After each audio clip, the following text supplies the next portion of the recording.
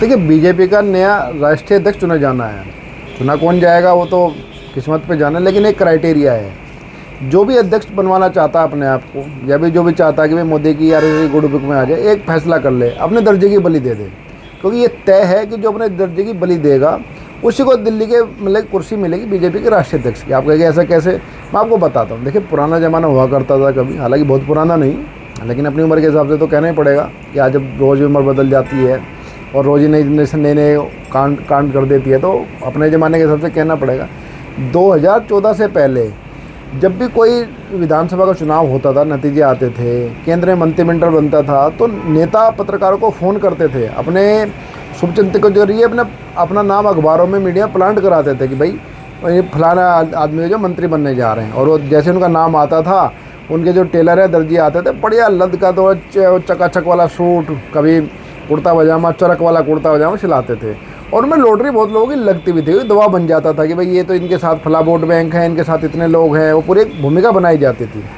लेकिन बहुत लोगों की किस्मत फूटी, बहुत लोगों की जगी कि जिनकी किस्मत फूटी उनके उसके बाद 2014 में प्रधानमंत्री नरेंद्र मोदी आए।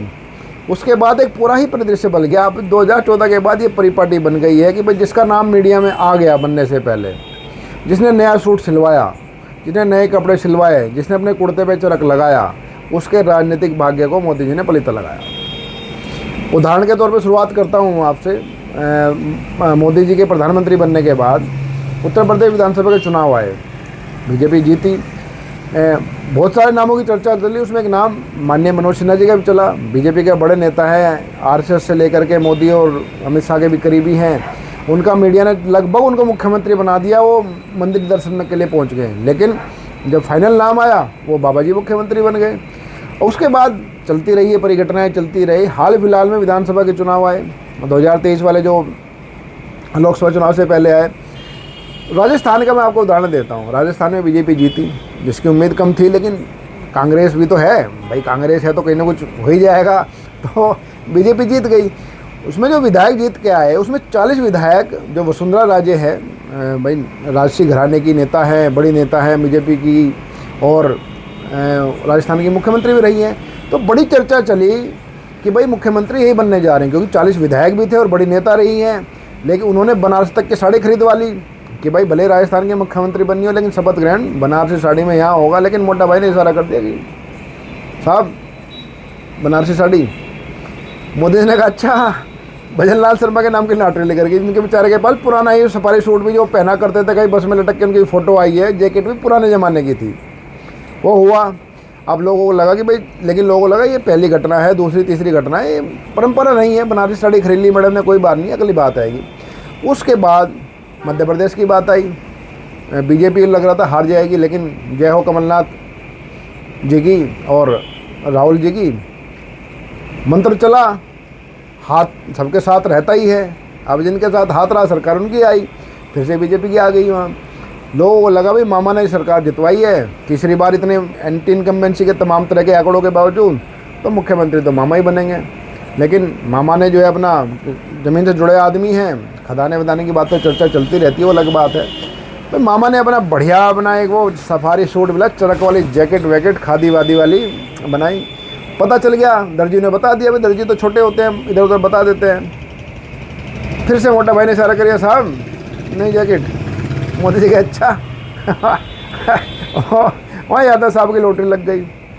उसके बाद चलो चलते रहते हैं। उपराष्ट्रपति चुनाव की बात आई, धनखड़ साहब थोड़े से गर्म हुए, उनका अलाइनमेंट इधर उधर खराब हुआ, ट्यूनिंग करने में मोदी जी को लगा कि ट्यूनिंग नहीं हो पाएगी, तो नमस्ते हुई।